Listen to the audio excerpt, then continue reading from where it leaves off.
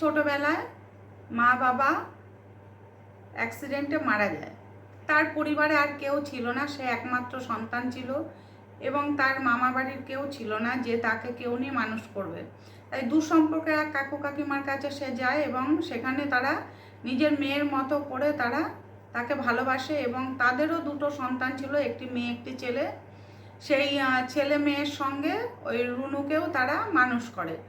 তা মানুষ করতে করতে অনেক বড় হয়ে গেল। বড় হওয়ার পরে এবার যখন তাদের ওই কাকু কাকিমার, রুনুর কাকু কাকিমার বড় মেয়ের বিয়ে হয়ে গেল। ছেলে বড়, কিন্তু ছেলে তো তখন চাকরি বাকরি করছে। ছেলে বিয়ে না দিয়ে আগে মেয়েকে বিয়ে দিয়েছে। মেয়ে বিয়ে দেওয়ার পরে তারা ঠিক করলো রুনুকে আরও পড়াশোনা করাবে। রুনু বললো হ্যাঁ আমি আরও পড়াশোনা করতে চাই। আর তাদের যে দাদা, দাদা তো খুব গম্ভীর, দাদার সঙ্গে রুনু কোনো দিনও কথা বলে না, আর দাদাও কোনো দিনও রুনুর সঙ্গে কথা বলেনি।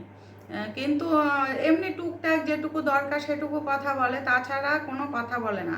তাই রুনু না সেই দাদাকে ভীষণ ভয় পায়, মানে কাকু কাকিমার ছেলেকে প্রচুর ভয় পায়। কিন্তু দিদিরা তার পুরো বন্ধুর মতো ছিল, খুব ভালোবাসতো এবং কাকু কাকিমা কখনো বুঝতে দিত না বা দিদি বুঝতে দিত না যে তারা পালিত মেয়ে ওইটা বা অন্য কারোর মেয়ে, তারা নিজেরা মানুষ করছে, একদম নিজের সন্তানের মতো রুনুকে তারা মানুষ করেছে।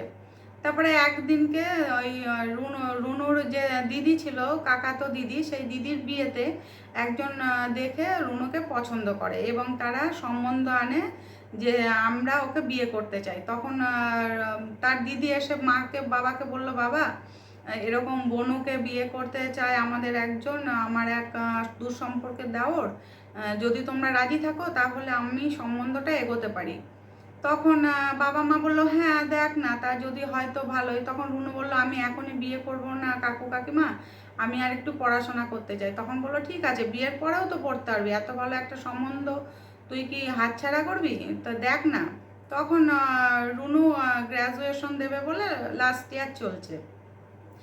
এবার বিয়ের কথা শুনে যখন দেখাশোনা করে বিয়েটা প্রায় ঠিক, তখন একদিনকে ওই রুনুর দিদিকে তার দাদা ডেকে নিয়ে গিয়ে বলল এই বিয়ে বন্ধ করে দে, আমি রুনুকে পছন্দ করি, আমি রুনুকে বিয়ে করতে চাই।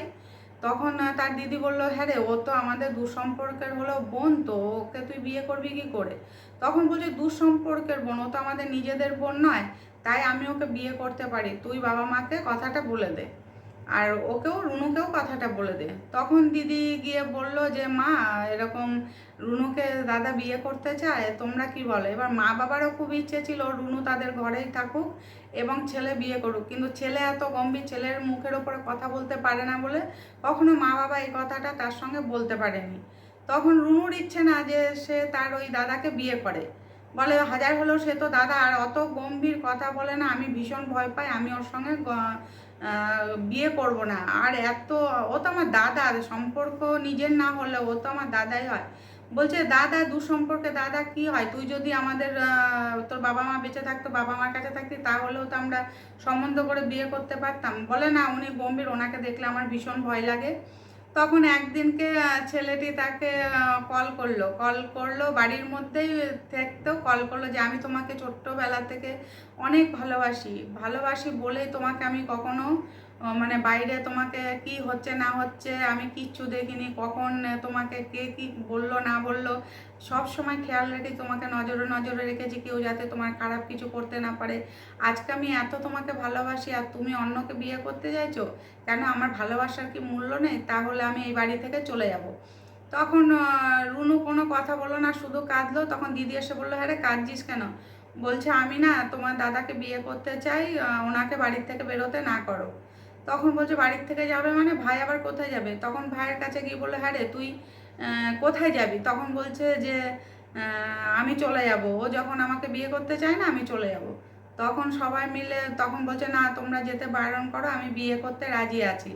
তারপরে যখন রুনু রাজি হয়ে গেল তখন সবাই খুব আনন্দ করলো এবং বলল ঠিক আছে একটা দিন দেখো, দিন দেখে ভাইয়ের সঙ্গে রুনুর বিয়ে দিয়ে দেবো। তারপরে তাদের দুজনের বিয়ে ঠিক হলো এবং বিয়ে হলো এবং ছেলেটি বলল আমার বিয়েতে যত খরচা হবে সমস্ত কিছু আমার পয়সায় হবে এবং যত জিনিসপত্র দেব সব আমি দেবো। তখন সে একটু হাসলো দেখে রুনু ভাবলো বাবা এ আবার হাসতে পারে, একে তো আমি ছোট্টবেলা থেকে দেখে আসছি এ শুধু মুখ গম্ভীর করেই থাকতে। তাই তখন যখন বলল রুনু কথাটা তখন সবাই হো হো করে হেসে দিল।